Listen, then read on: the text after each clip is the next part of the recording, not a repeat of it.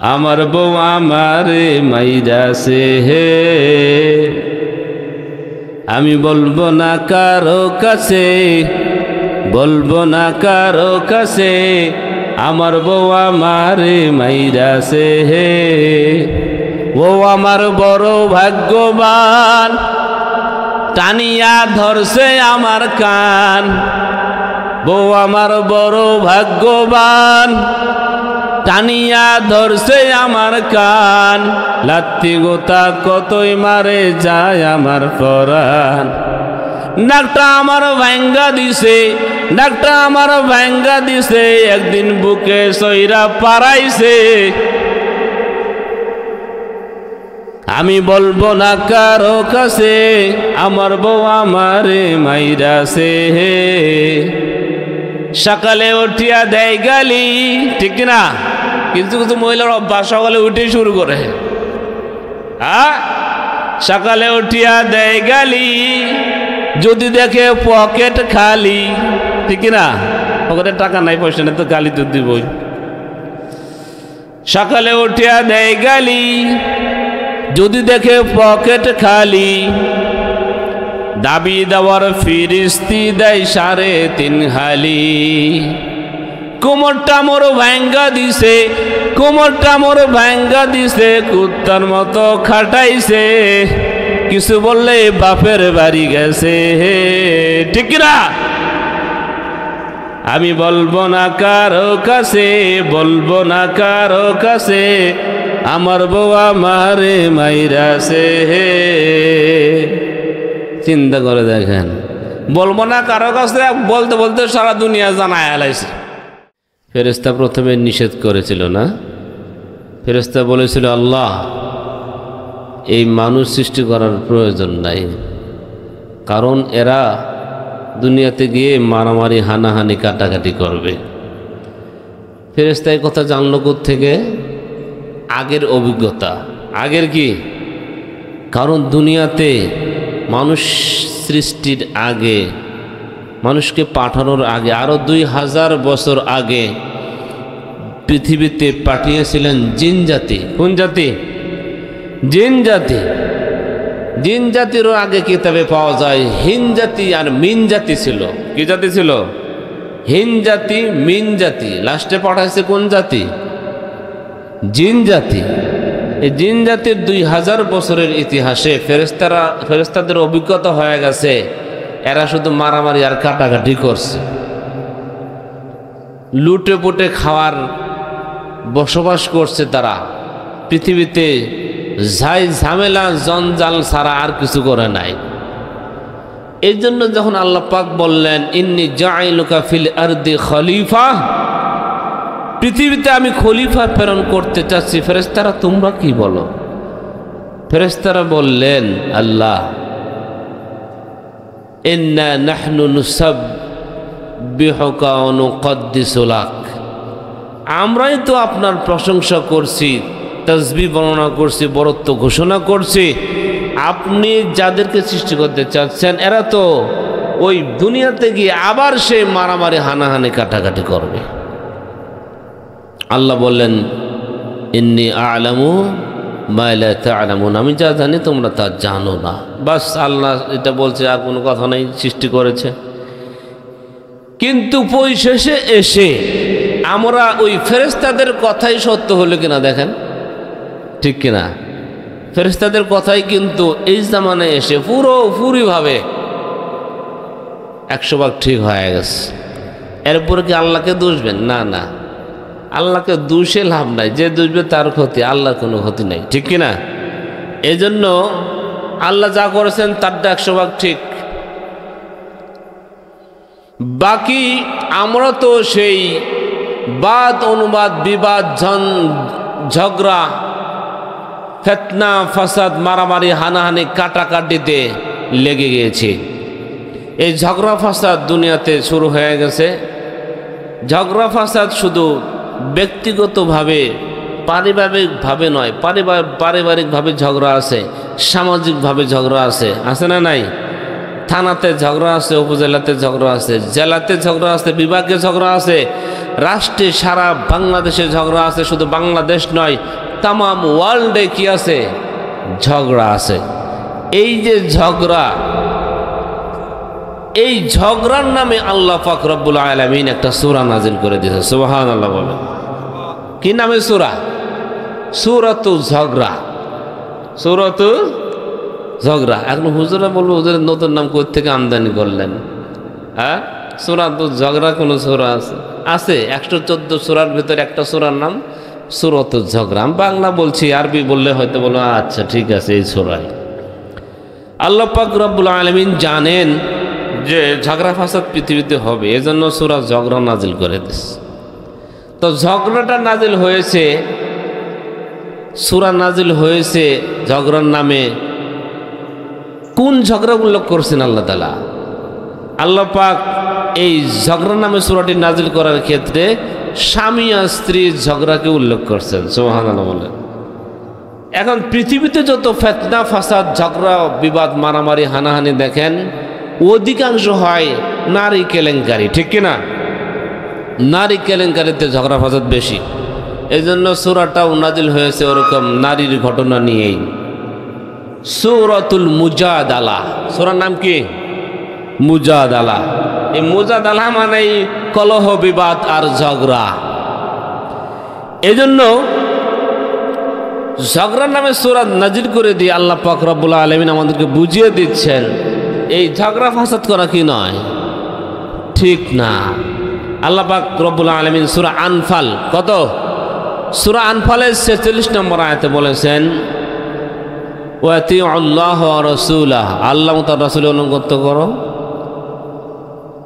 ওয়ালা তানাযাউ, পরস্পর ঝগড়া করো না, পরস্পর ঝগড়া কলহ বিবাদ করো না। ফাতাফশালু, তোমরা শক্তিহীন হয়ে যাবে। ঝগড়া করলে কি হয়ে যাবে? শক্তি থাকবে না, সাহস হারিয়ে যাবে। আরেকটা ক্ষতি হলো ওয়াতাযহাবা রিহুকুম, তোমাদের প্রভাব প্রতিপত্তি নষ্ট হয়ে যাবে। তাহলে শক্তিও চলে যাবে, প্রভাব প্রতিপত্তি যা আছে, সাহস সব কি হয়ে যাবে? হারিয়ে যাবে।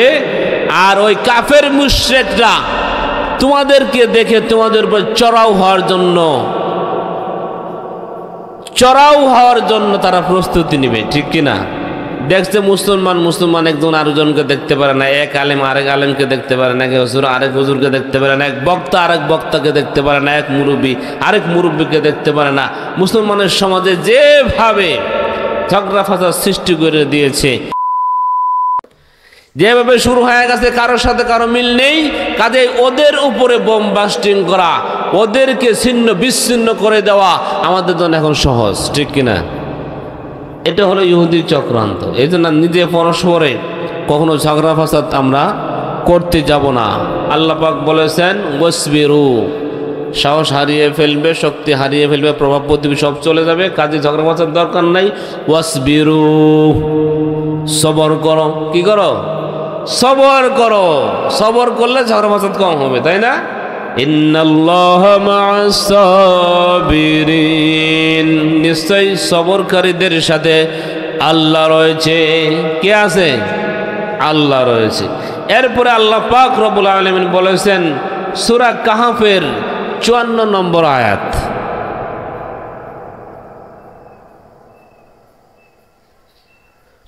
নম্বর আয়াতে আল্লাহ পাক রব্বুল আলামিন বলেছেন,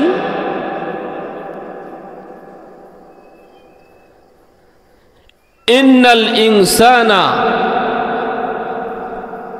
ওয়া কানাল ইনসানু আকসারা শাইইন জাদালা, মানুষ বড় তর্কপ্রিয়, মানুষ বড় তর্কপ্রিয়, ঝগড়া করতে পছন্দ করে, তর্ক করতে পছন্দ করে, ঠিক কিনা?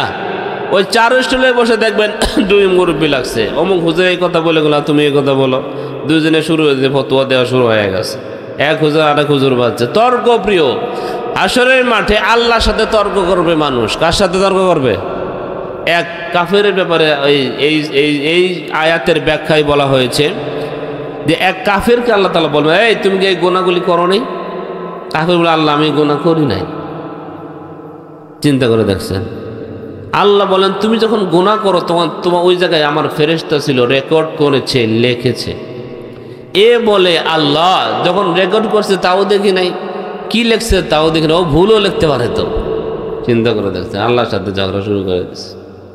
আল্লাহ বলেন এই তো ঠেড়া তো দেখতেছি, তো এই ঠেড়াটা ঠিক করা লাগবে, ওর মুখকে বন্ধ করে দাও। আল-ইয়াওমা নাখতিমু আলা আফওয়াহিহিম ওয়া তুকাল্লিমুনা আইদিহিম ওয়া তাশহাদু আরজুলুহুম বিমা কানু ইয়াকসিবুন। ওর মুখের মধ্যে মোহর লাগিয়ে দাও, ওর হাতে কথা বলবে, ওর পায়ে কথা বলবে, ওর সমস্ত অঙ্গ প্রত্যঙ্গগুলি আমার সাথে কথা বলবে। ওর নিজের থেকে সাক্ষী যদি দেওয়া হয় তাহলে ও মানবে।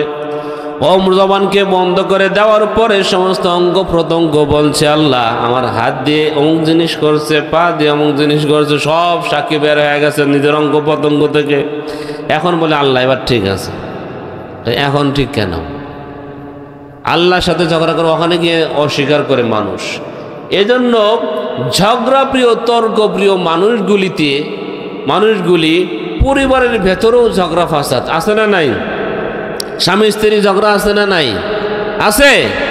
স্বামী স্ত্রী আপনাদের এলাকায় ঝগড়া করে, মারপিট আছে, যৌতুকের জন্য ফিটনা আছে না নাই?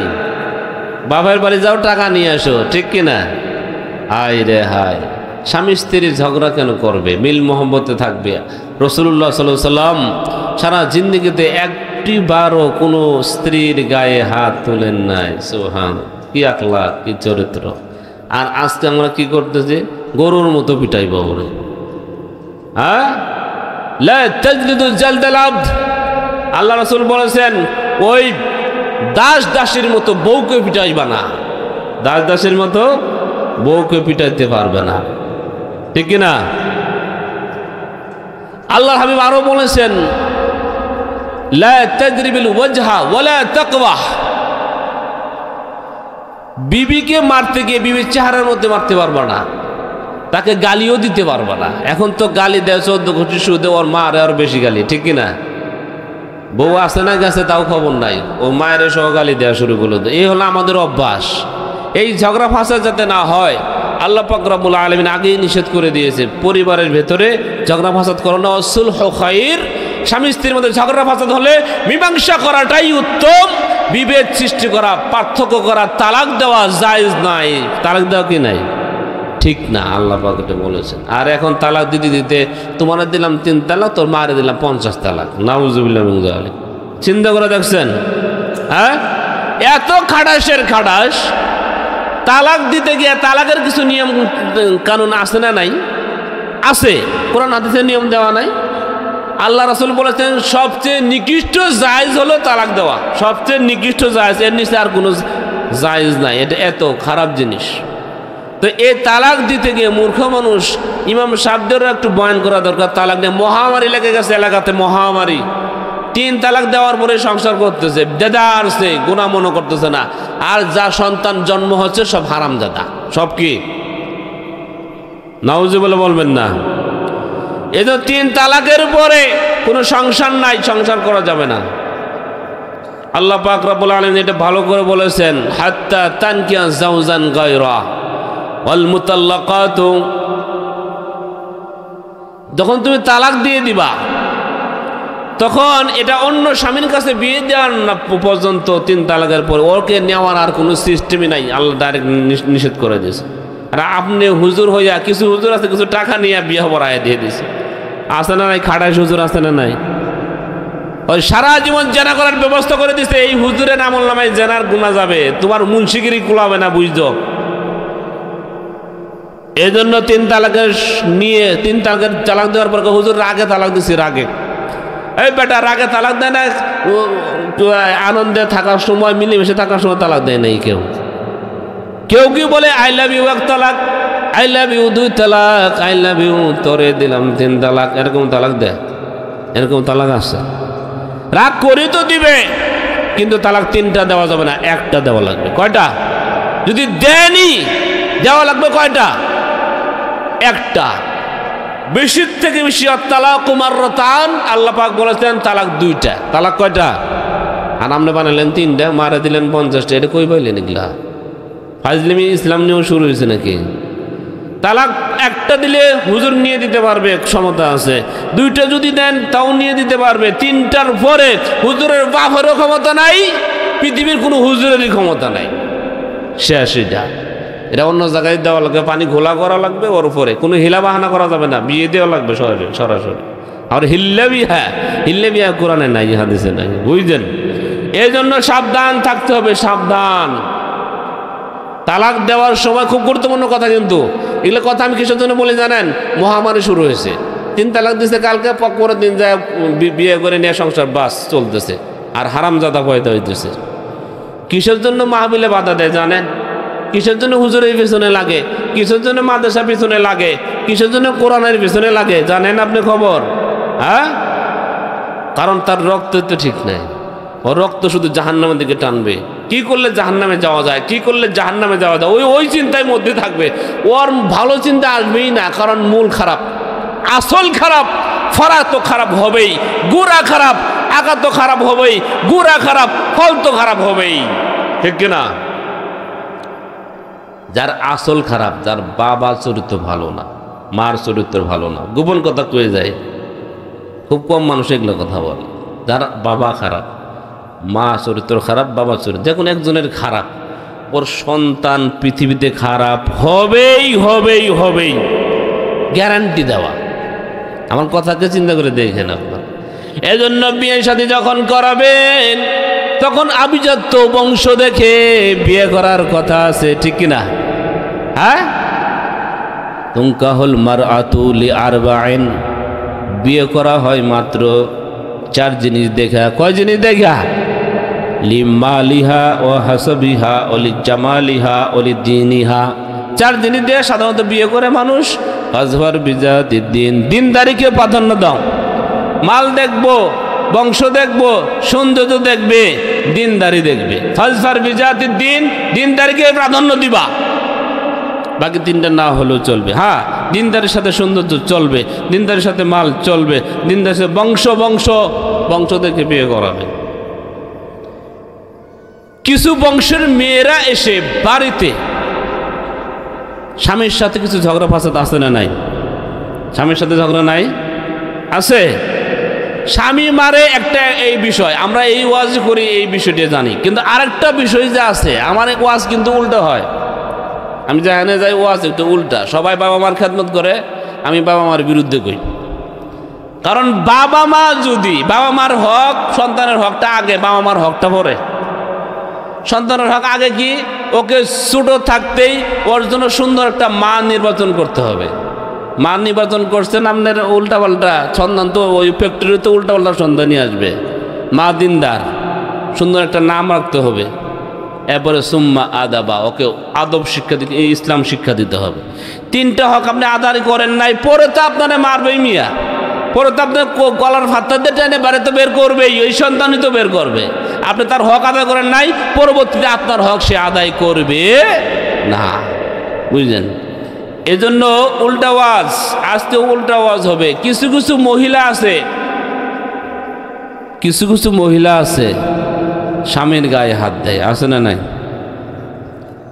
আল্লাহ সহস বলে দেখেন কি কয়। এই জায়গাও তাইলে আছে, আমাদের ওখানে আছে। বললাম আমি এক জায়গা দিয়ে যাচ্ছি, রাস্তা দিয়ে ভিতর থেকে বের হয়ে আসতে, যে স্বামী বলছে তোর উপরে 1 ঠাটা পড়ুক, এরপরে স্ত্রী বলছে তোর উপরে 2 ঠাটা পড়ুক। আমার কানে আসতেছে দুজনের ঝগড়া। এই বিবি এরকম আছে, স্বামী হলো আফজাল আর বিবি ঘরে দাজ্জাল, ঠিক কিনা? খারি করে জঞ্জাল, মাঝে মাঝে মারে হরতাল, ঠিক কিনা? হ্যাঁ, এই দাজ্জাল মার্কা বিবি আছে, স্বামীর গায়ের মধ্যে হাত দেয়। এরকম বিবি, দাজ্জাল বিবি ঘরের মধ্যে আছে, স্বামীর গায়েতে হাত দেয়। যখন স্বামীর গায়েতে হাত দেয়, বেহেশতের হুরেরা তাকে লানত দেয়। নাউজুবিল্লাহ বলেন। বেহেশতের হুরেরা বলে, ওই বিবি, দুনিয়ার বিবি, ও সন্ন্যাসী, ও খান্নাসী, তুই যে আমার স্বামীকে উপরে গায়ের মধ্যে হাত দিচ্ছিস কয়দিন পরে সে তোর থেকে বিদায় হয়ে আমাদের কাছে চলে আসবে।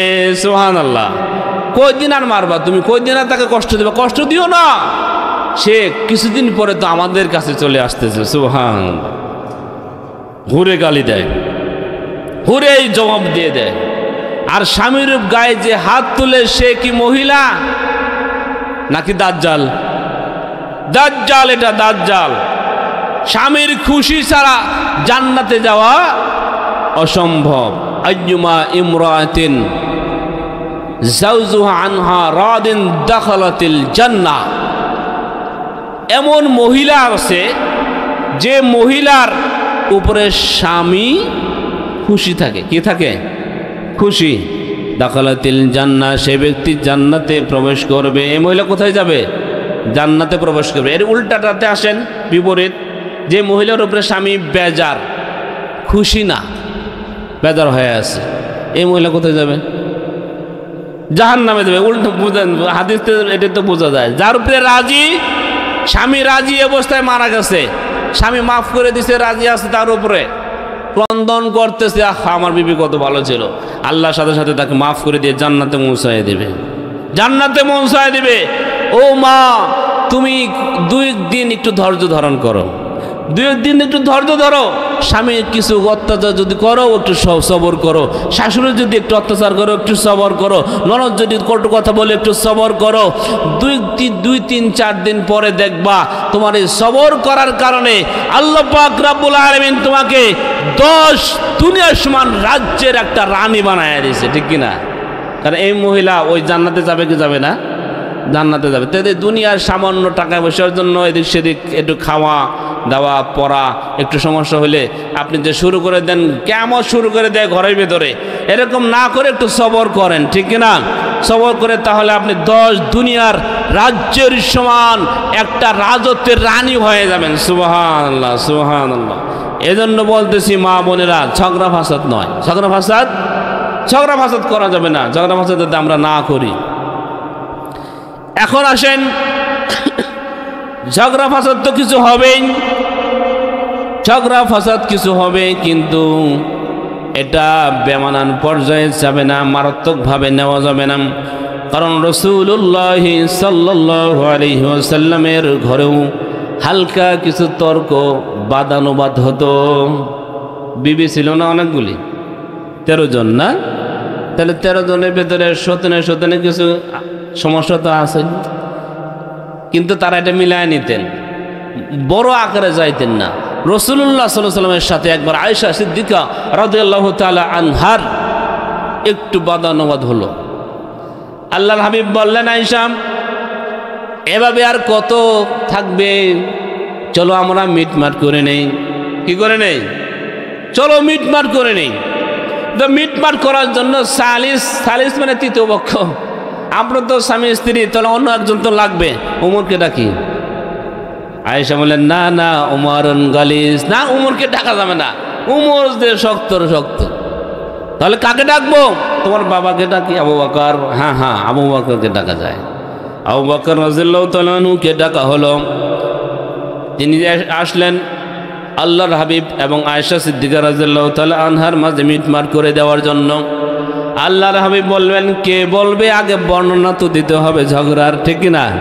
কে আগে বলবে? আয়েশা বললেন, ইয়া রাসূলুল্লাহ, আপনি আগে বলেন, আপনি আগে বলেন। বলে, তাকুলু ইল্লাল হক, কিন্তু সত্য বললেন। কিন্তু চিন্তা করে দেখেন আল্লাহর হাবিবকে কি বলছে, আপনি আগে বলেন, ঘটনা বর্ণনা দেন, কিন্তু সত্যটা বললেন। এ কথা বলার সাথে সাথে হযরত আবু বকর সিদ্দিক রাদিয়াল্লাহু তাআলা রাগ হয়ে গেছে। নিজের সন্তানের গায়ে, মেয়ের গায়ে চপট করে একটা চল লাগাই দিছে। আয়েশা রাদিয়াল্লাহু আনহা পড়ে গেছে, আবার মারতে যাবে। হযরত আবু বকরকে আল্লাহ রাসূল সাল্লাল্লাহু আলাইহি ওয়াসাল্লাম ধরে ফেলছে, মারার দরকার নাই। এদিকে বাঁচার জন্য আয়েশা রাদিয়াল্লাহু তাআলা আনহা আল্লাহ রাসূলের পিছনে গেছে। আল্লাহর হাবিব এইভাবে আবু বকরকে আটকায় দিয়েছে। আবু বকর সিদ্দিক রাদিয়াল্লাহু আনহু বাইরে চলে গেছে গড়গড় করতে করতে। হ্যাঁ, তুমি এত বড় কথা বললে, আল্লাহর হাবিব কোনোদিন মিথ্যা কথা বলেছে নাকি? তুমি যে বললে সত্য কথা বল, এটা হয়তো তিনি এমনি বলেছেন, স্বামী স্ত্রীর একটা সম্পর্ক আছে না, কিন্তু আবু বকর সিদ্দিক রাদিয়াল্লাহু আনহু এটা তার এর মধ্যে লাগছে, বলছে এ কথা কেন বলবে তুমি?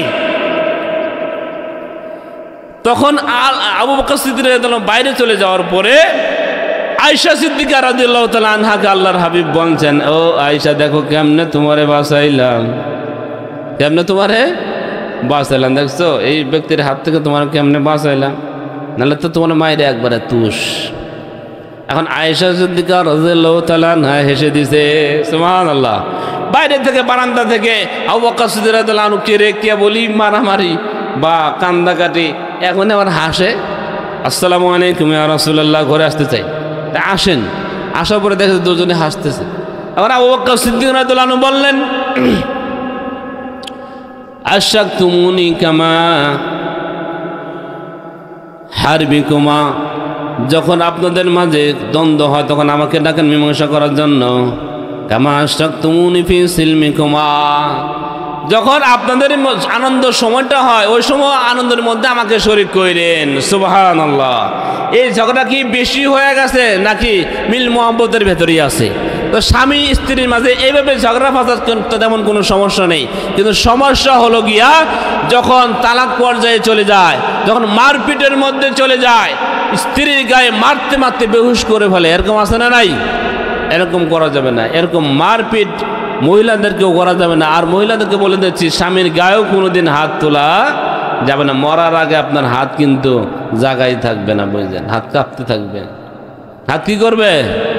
হয়তো প্যারালাইজড হবে, না হলে হাত কাঁপতে থাকবে। কার উপরে আপনার হাতে? বড় স্বামী তো বড় সম্মানের জিনিস, তাকে সম্মান করাও আপনার উপর ফরজ ছিল। স্বামীর কথা মানা কি ফরজ? এই ফরজকে আপনি গরজ বানায় ফেলাইছেন। 4 কারণে বিবিকে মারা যায়। কয় কারণে? 4 কারণে মারা যায় আছে।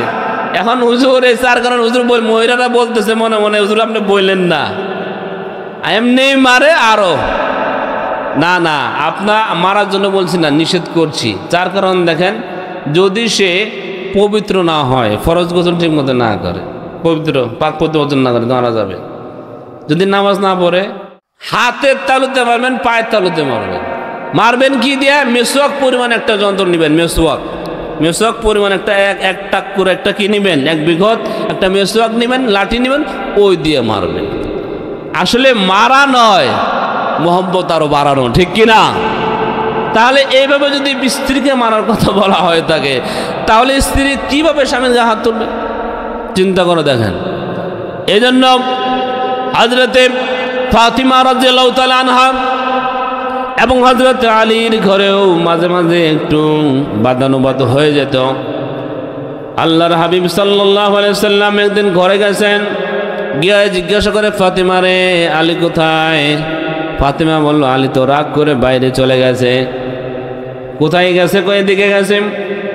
আস্তে আস্তে যাইতে যাইতে আল্লাহর হাবিব সাল্লাল্লাহু আলাইহি ওয়াসাল্লাম দেখলেন মদিনার মসজিদে নববী তখন মাটি তো মধ্যে তো টাইলস হয়ে গেছে, মাটির মধ্যে গাল লাগাইয়া শুয়ে আছে হযরত আলী রাদিয়াল্লাহু তাআলা।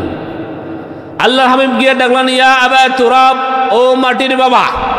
কি বাবা? মাটির মধ্যে শুয়ে আছেন, মাটির বাবা, বালির বাবা করে ডাক দিয়েছে। হযরত আলী শোনে না, আবার ডাক দেয়, শোনে না। মনে মনে বলে, কেবল ঝগড়া করে আসছে, আপনি আসছেন, এখন মিটানিয়ে দেওয়ার জন্য দরকার নেই, বুঝলেন না? এরপরে আল্লাহর হাবিব সাল্লাল্লাহু আলাইহি ওয়াসাল্লাম আলী রাদিয়াল্লাহু তাআলা আনহুর হাত ধরে টান দিয়েছে, যখন দিয়েছে তখন উঠে গেছে। আলী এসো এসো, বাড়িতে এসো।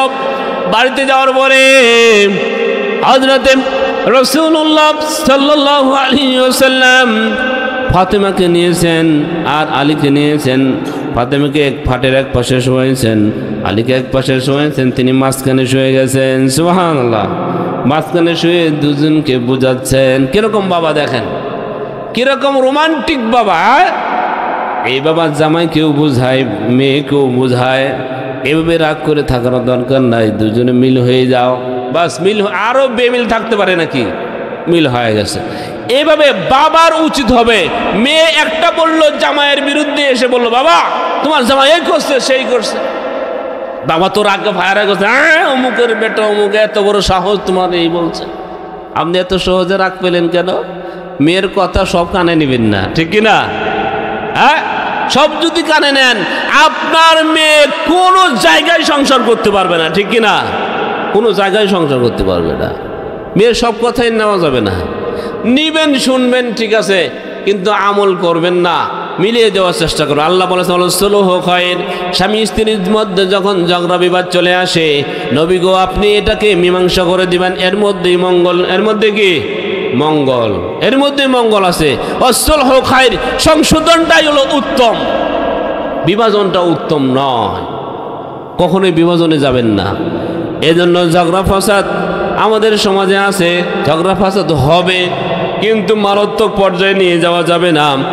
এই ঝগড়া ফাসাদকে মীমাংসার মধ্যে নিয়ে আসতে হবে। আজকে তো আরো সমস্যা, মীমাংসা করতে গিয়ে সালিস মানে তৃতীয় পক্ষ, যাদেরকে মাতবর বানাইছেন, মাতবরকে যখন নিয়ে আসছেন, কিছু মাতবর আমাদের ওখানে আছে, মাতবর বিবির কাছে আগে যায়, গিয়ে বলে মীমাংসা করে দে, এত লাগবে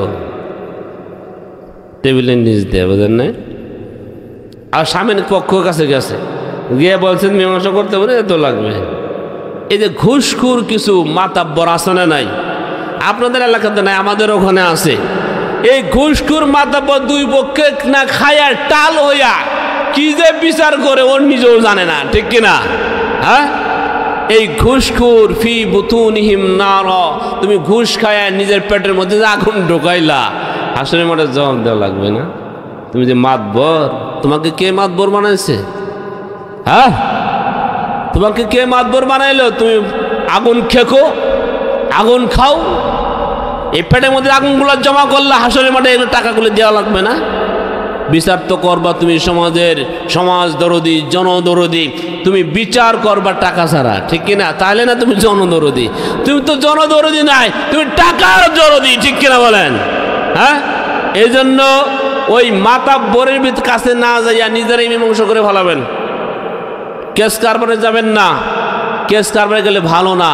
এই মহিলা গিয়ে যদি কেস করে স্বামীর বিরুদ্ধে, এই মহিলার সাথে পুলিশের সাথে কথা বলা লাগবে না? উকিলের সাথে কথা বলবে না, লাগে না? থানায় দৌড়াও, কুট কাছারিতে দৌড়াও, মহিলা দৌড়াতে দৌড়াতে কাম সারা। এদিকে ইজ্জত, কিছু ইজ্জত নাই, সম্মান নাই মহিলার। কতজনের কাছে হেনস্থা হওয়া লাগে, কেস করে ঠকলো না, জিতলো, ঠকছে। এই স্বামী তো টাকা খরচ করে পুরুষ মানুষ যেখানে খুশি সেখানে যাবে, এদের কেস কারবারে যাবেন না। এলাকাতে যত মারামারি হয় কেসে যাবেন না, মাতবরও নিবেন না, নিজেরাই মীমাংসা করার চেষ্টা করবেন, ঠিক কিনা? কারণ হলো এই ঝগড়া ফেসাদের পেছনে রয়েছে ইবলিশ। কি আছে? ইবলিশ। ইবলিশ, ইবলিশের কাজ হলো, ইবলিশ আরেক ইবলিশের সাথে কি করে? ইবলিশ আরেক ইবলিশের সাথে তর্ক বাজেছে, এই তুই তো বইয়ে থাকস, কোনো কাজ কাম করস না।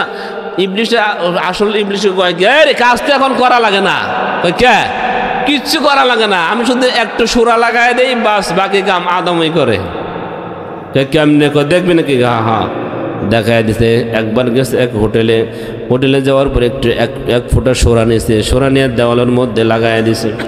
সুরা, মিষ্টি সুরা আছে না, এই সুরা নিয়ে এক ফোঁটা সুরা নিয়ে দেওয়ালে লাগাই দিছে। এখন দুজনে তাকায় আছে, এখন দেখ কি হয়। ওই সুরা যখন গন্ধ মাছির নাকের মধ্যে চলে আসছে, মাছি গেছে ওখানে কয়েকটা পারাপারি শুরু করে দিছে, মাছি মারামারি করে। এখন এই মাছি দেখে বিড়াল আসছে। কি আসছে? বিড়াল। বিড়াল মাছিকে ধরতে যায়, মারতে যায়। বিড়াল লাফালাফি করে দেখে কুকুর আসছে। কি আসছে? কুকুর। হেই তুই এত লাফাস কেন? ঘেউ ঘেউ করে আসছে বিড়ালের উপরে। বিড়ালকে ধরে একটা আচার দিছে। যখন আচার দিছে, বিড়াল হলো একজন মালিকের। মালিক কুকুরে দিছে একটা বাড়ি, বাড়ির মধ্যে কুকুরের পাও তো ভেঙে গেছে। এই কুকুর হলো আর এক মালিকের। এই মালিক আছে, এই আমার কুকুরের পা ভেঙে দিছে কেডা? কই ওই ব্যক্তি। তা আমার বিড়ালে যে পা ভেঙে দিছে, আমার কুকুরে তুমি পাও ভেঙে দেবে, এটা হবে? আজকে তোর পা ভেঙে দেবে। লাঠি নিয়ে আসা শুরু করছে মারামারি। এক ব্যক্তি আরেক ব্যক্তি, এই ব্যক্তি যত আত্মস্বজন ছিল তারাও চলে আসছে, এই ব্যক্তির আত্মস্বজন তারাও চলে আসছে। এই ব্যক্তি থেকে এখন পরিবারে গেছে, পরিবারের থেকে এখন এলাকাতে ছড়ায় গেছে। দুই এলাকা মারামারি বেজে গেছে। দুই এলাকা মারামারির পরে লাশ পড়ছে এই বুকের 5টা, এই বুকের 7টা। এখন কুট কাছারিতে দৌড়াও, আর পুলিশের, উকিলের, ম্যাজিস্ট্রেটের পকেট ভরাও, ঠিক কিনা? এখন এক শয়তান আর শয়তান দেখছিস, আমাদের কোনো কাজই নাই। এখন বর্তমান যে ডিজিটাল জামানা চলে আসছে, আমাদের কোনো কাজই নাই। আমরা শুধু একটা সুরা লাগাই দেব। কি লাগাই দেব? সুরা লাগাই দেব, বাকি সন্তান, আদম সন্তান এই কামসারে বলাবো, আমাদের কোনো কাজ নাই। এই যে মারামারি লাগাই দিল কে? ইবলিশ এই সামান্য জিনিস নিয়ে চড়ুই নিয়ে মারামারি করিয়া 50 বছর কেস, ঠিক না? একটু পাথর এক বিগত একটা কুরু পরিমাণ জায়গা ঠেলছে, ওটা নিয়ে মারামারি করে কেস চলতেছে 20 বছর, আছে না নাই? সামান্য জিনিস নিয়ে আপনি জানেন, আপনি কিন্তু খেয়াল করেন যে এটা বাজায় কে? শয়তান। মারামারি জিনিসটা আসলেই ভালো না। যে মারামারি করে ওর ইমান নষ্ট হওয়ার আশঙ্কা থাকে। কি থাকে? ঝগড়া ফাসাদ ইমানকে নষ্ট করে দেয়। আল্লাহর হাবিব বলেছেন, লা তারজিউ বাদি কুফার, আমার পরে তোমরা একে অপরকে মেরে, একে অপরকে ঘাড়ে গর্দানে মেরে কাফের হয়ে যায় না। ইয়াজরিবু বাদুহুম রিকাবা বাদ, আমার পরে একজনের ঘাড়ের মধ্যে মেরে আরেকজনের ঘাড়ের মধ্যে মেরে তোমরা কুফার হয়ে যেও না। মারামারিটা কাফের কুফর পর্যন্ত পৌঁছায় দেয়। আল্লাহর হাবিব বলেছেন, আবগদুর রিজালে ইলাল্লাহি আলাদ্দুল খাসিম, আল্লাহর নিকটে সবচেয়ে ঘৃণিত ব্যক্তি হলো যে ঝগড়াটে। দেখি ঝগড়া করতে পছন্দ করে। কিছু মহিলা আছে দেখবেন একেবারে সুত্তা পাতা চিনেন? সুত্তা পাতা চিনেন না? ওই ধরলে পরে খালি খাওয়া যায়। ওই মহিলা কিচ্ছু বলা যাবে না, একা মাথায় তুলবে, একেবারে সাউন্ড মাইকের চেয়ে বেশি। তুই কিছু বললেই হলো, এক মহিলার সাথে খালি বাজলেই হলো, শুরু করে দেবে। এই অভ্যাস কিন্তু জাহান্নামীদের অভ্যাস। কার অভ্যাস এটা? মহিলাদের আওয়াজ হওয়ার দরকার ছিল আস্তে না জোরে, আস্তে আস্তে, যাতে বাহিরের অন্য মানুষ না শুনে। কারণ মহিলাদের আওয়াজটাও হলো পর্দা। মহিলার আওয়াজটাও কি? পর্দা। নিচু আওয়াজে কথা বলা ফরজ, নিচু আওয়াজে মহিলারা কথা বলা কি ফরজ। এখন নিচু আওয়াজ তো দূরের কথা, পুরুষের চেয়ে বেশি কণ্ঠ হয়ে যায়, ঠিক কিনা? রাস্তার মানুষ তো শুনে, শহরের মানুষ পর্যন্ত শুনে মহিলার আওয়াজ। এই মহিলার জায়গা কই? আদ-দাইয়ুসুল্লাযী ইউকিররু ফি আহলিহিল খাবাস। পুরুষেরও কিছু দোষ আছে। তোমার বউকে তুমি কেন পর্দায় রাখলা না? তোমার বউকে কেন পর্দায় তুমি রাখলা না? হ্যাঁ, কেন সে অন্য বাড়িতে গেল? কেন অন্য পুরুষের সাথে দেখা করলো? পর্দা করে বাড়ির ভেতরে রাখা দরকার। তুমি কামাই করে সব তার পায়ের গোয়ে এনে দাও, সে কোনো বাইরে যাবে, সে কোনো জোরে কথা বলবে, সে কোনো নামাজ পড়বে না।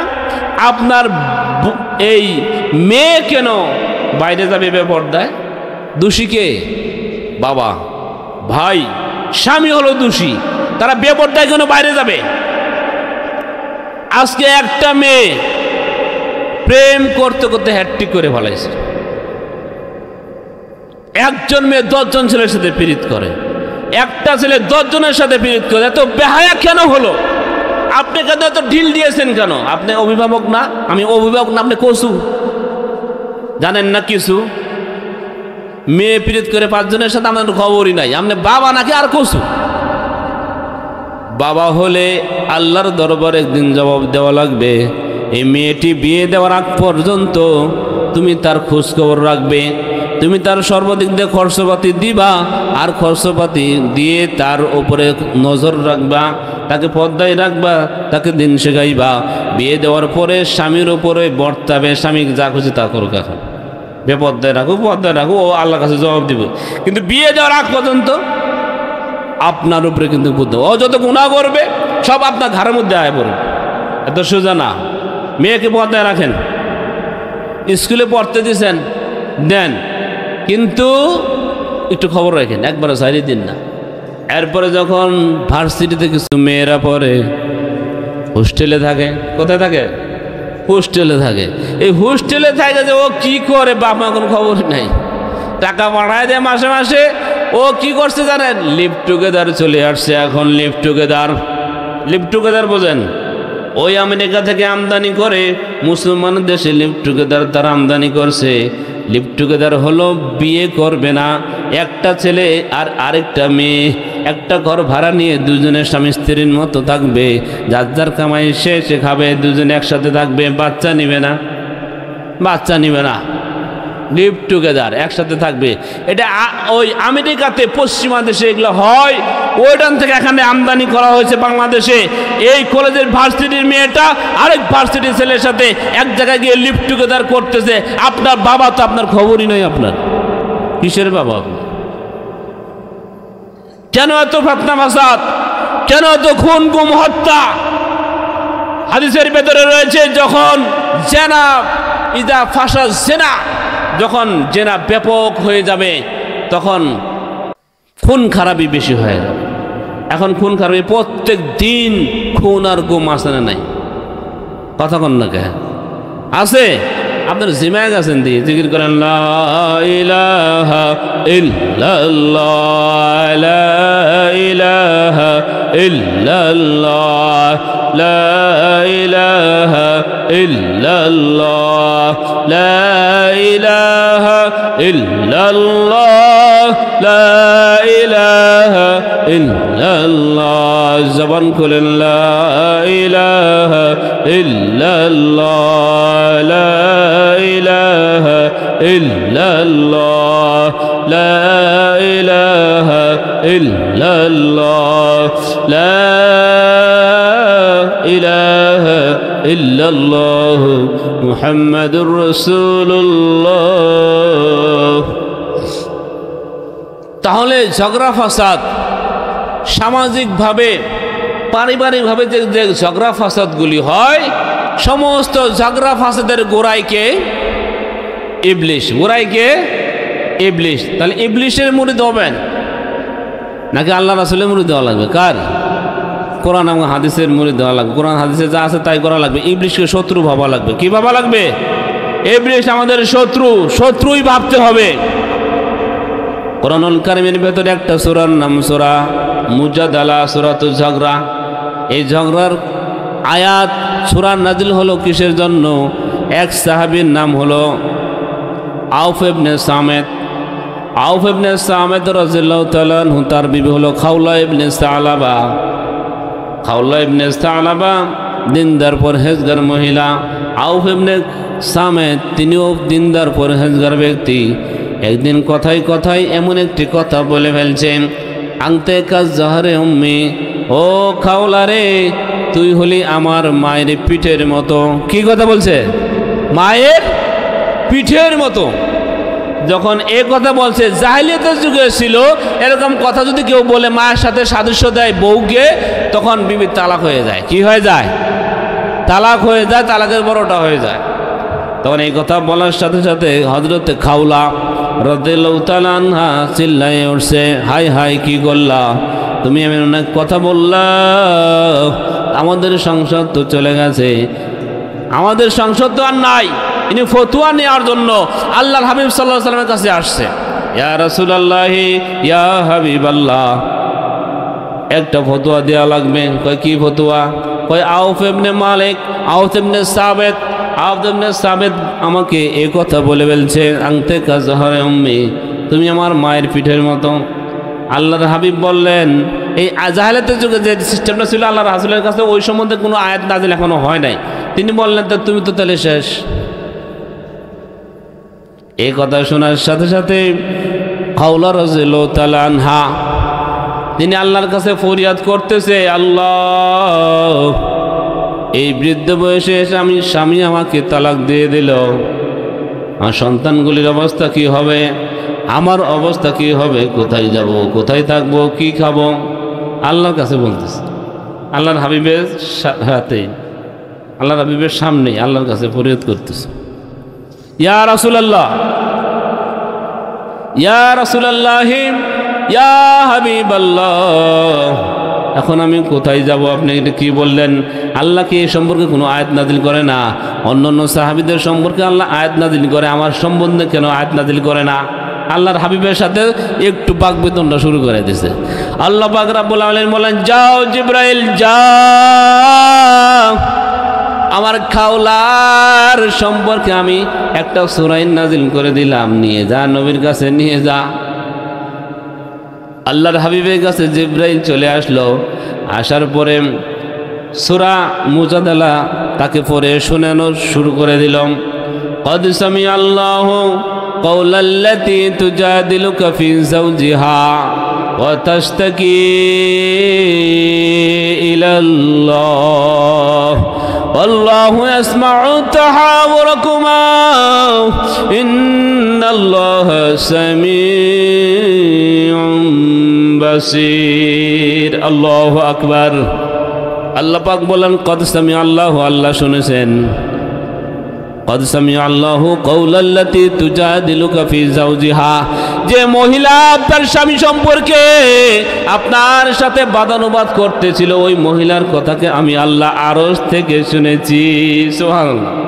হযরতে আয়েশা বলেন এই মহিলা আল্লাহর হাবিবের সাথে যখন কথা বলতেছিল তখন কিছু কথা আমি শুনতেছিলাম আর কিছু শুনতেছিলাম না, অথচ একই ঘরের মধ্যে আমি। কিন্তু আল্লাহ পাক এত শ্রবণকারী, এত শ্রবণকারী আল্লাহ ওই সপ্ত আসমান উপরে আরশ থেকে এই মহিলার কথাকে শুনেছেন। সুবহানাল্লাহ। আয়াত নাযিল করে দিয়েছে। তাহলে আল্লাহ কত শূন্যওয়ালা জাত, চিন্তা করে দেখছেন। হযরত ওমর কিছু সাহাবী নিয়ে রাস্তা দিয়ে যাচ্ছেন, প্রথমত দেখলেন একটা মহিলা, বৃদ্ধা মহিলা ওমরকে ডাক দিয়েছে, ওমর এদিকে আসো। ওমর রাদিয়াল্লাহু তাআলা সমস্ত লোককে রাস্তায় দাঁড় করায় রাইখা বৃদ্ধ মহিলার সাথে রাস্তার এক পাশে গল্প শুরু করে দিয়েছে। এক গল্প করতে করতে করতে করতে অনেক সময় পার হয়ে গেছে। এদিকে এই সমস্ত লোকজন বলতেছে, কানাকানি শুরু করে দিয়েছে, কি এত গল্প করে মহিলার সাথে, বৃদ্ধ মহিলা। ওমর যখন ফিরে আসছেন তখন আসার পরে বলো, ওমর এই বৃদ্ধা মহিলার সাথে তুমি কেন এত গল্প করলা? ওমর বলে, বৃদ্ধা মহিলাকে চিনো নাকি? এই মহিলাটা এমন মহিলা যার কথাকে আল্লাহ আরশ থেকে শুনেছে। এই সেই মহিলা যার কথাকে আল্লাহ আরশ থেকে শুনেছে। আর আমি ওমর দুনিয়াতে তার কথা শুনবো না, কি করব? সে যদি আরো কথা বলতো আরো শুনতে থাকতাম। সুবহানাল্লাহ। তো মা যখন বলে ফেলছে, মায়ের পিঠের মতো বলে ফেলছে, তখন ফতুয়া কি? ওই আল্লাহর হাবিবের উপর যে আয়াত নাজিল হলো, ফতুয়া হলো বিবির তালাক হয় নাই। সুবহানাল্লাহ বলেন, কি হয় নাই? কিছু খাটাস এই জামানাও আছে, বউরে মায়ের মতো কয়, আছে না নাই? তাদের জরিমানা দেওয়া লাগবে, জরিমানা। তালাক হবে না, কিন্তু কি দেওয়া লাগবে? বা তাহরিরু রাকাবা, একটা গোলাম আজাদ করা লাগবে। ফাইল্লাম ইস্তাতি, যদি না পারে তাহলে একেবারে সৌমাইন শাহরাইনি মুতাতাবিআইন, 2 মাস লাগাতার রোজা থাকা লাগবে। 60 দিন রোজা লাগাতার, একদিন বাদ দেওয়া যাবে না। যদি তাও ফাইল্লাম ইস্তাতি, যদি তাও না পারে তাহলে ফাইতআমু 60 মিসকিনা, তাহলে 60 জন মিসকিনকে 2 বেলা খাওয়া লাগবে। কয় বেলা খাওয়াবে? 60 জন মিসকিনকে 2 বেলা খাওয়াইলে তার এটা জরিমানা হয়ে গেল, বিবি হালাল হয়ে গেল। কথা বুঝতেছেন তো? এই জন্য বাক বেতনটার মধ্যে বিবিকে কোনদিন মায়ের সাথে তুলনা দিবেন না, আর বিবিকে তালাক দিবেন না, বুঝলেন তো? আর শ্বশুরের খেদমত বিবি বেটা বউ দিয়ে কোনো শ্বশুরের খেদমত নেবেন না। বহুত ফেতনা মাসাদের জামানায় কিন্তু আমরা বলে গেছি, বুঝলেন? শ্বশুর সেও একজন মানুষ, ঠিক কিনা? তার মধ্যে শাহওয়াত আছে, উত্তেজনা আছে। বেটার বউ দিয়ে কোনোদিন শারীরিক খেদমত নিবেন না। বেটা বউকে সাবধান করে দিয়ে যায়, আপনিও শ্বশুরের গায়ে হাত দিবেন না। অন্য খেদমত করেন, ভাত বেড়ে দেন, পানি চাপে দেন, কিন্তু তেল মালিশ করবেন শ্বশুরের। একবারে আমি গিয়ে দেখি এক বেটার বউ মাথা টিপতেছে, আরেক বেটার বউ পা টিপতেছে, আরেক বেটার বউ শরীরে তেল লাগাই দিতেছে। নাউজুবিল্লাহ মিন যালিক। এটা শ্বশুর নাকি দাজ্জাল? হ্যাঁ, বেটা বউ দিয়ে এত খেদমত মিয়া, এই খেদমত জায়েজ নাই। শ্বশুরের দিনের মধ্যে যদি কূটনীতি শুরু হয়, বউ বেটার জন্য বউ চিরতরে হারাম হয়ে যাবে, হুরমতে মুসাহারা সাবেদ হয়ে যাবে। এজন্য সাবধান থাকবেন, বড় মেয়ের থেকে সাবধান থাকবেন, বেটা বউ থেকে সাবধান থাকবেন, শাশুড়ির থেকে সাবধান থাকবেন। এগুলো যদি স্পর্শ না হয়, স্পষ্ট সারা কথা বলতে পারবেন, তাও আবার জন উদ্দীপক কোনো কথাও বলা যাবে না। দৃষ্টিও সাবধানে রাখবেন, দৃষ্টিও কুদৃষ্টি দেওয়া যাবে না। মানুষের চোখ তো এখন কুকুরের চেয়ে খারাপ হয়ে গেছে। এই জন্য আল্লাহ তাআলা পর্দার বিধান নাযিল করে দিয়েছিলেন, ঠিক কিনা? এই জন্যই পর্দার বিধান আসছে। হেলাই খেলাই তো পর্দাকে এখন মনে কত পর্দা, কোনো পর্দা, এরা কিসের পর্দা? মনের পর্দা, বড় পর্দা। আরেক কিছু খাটাস দল আছে, কয় মনের পর্দা, বড় পর্দা। ওই শয়তানরাই 5 জন 10 জন নারীকে দর্শন করে, ঠিক কিনা? এই জন্য বলতেছি, মুসলমান সাবধান হয়ে যান। ফেতনা মাসাদের জামানা শেষ জামানা চলে আসছে, ইমান ধরে রাখা দায় হয়ে গেছে। খুব সাবধানে চলবেন, কোরআন হাদিস অনুযায়ী চলার একান্ত চেষ্টা করবেন, বিপদে পড়বেন না। আর যদি হুজুরকে দুষ খালি ধরতে থাকেন, ইমাম সাহেবের দুষ খালি ধরতে থাকেন, আপনি কিন্তু এমন পর্যায়ে চলে যাবেন, লাস্টে ইমানও থাকবে না। কাজে সাবধান হয়ে যাবেন। আল্লাহ পাক সবাইকে যে কথাগুলি ভাঙ্গা ভাঙ্গাভাবে বলা হলো, আল্লাহ পাক সবাইকে যাতে বুঝার মানার আমল করা তৌফিক দান করে। আগে আমাকে আমল করা তৌফিক দান করে, এরপর আপনাদেরকে আমল করা তৌফিক দান করেন। সবাই বলেন আমিন। ওয়া আখিরু দাওয়ানা আনিল হামদুলিল্লাহি রাব্বিল আলামিন।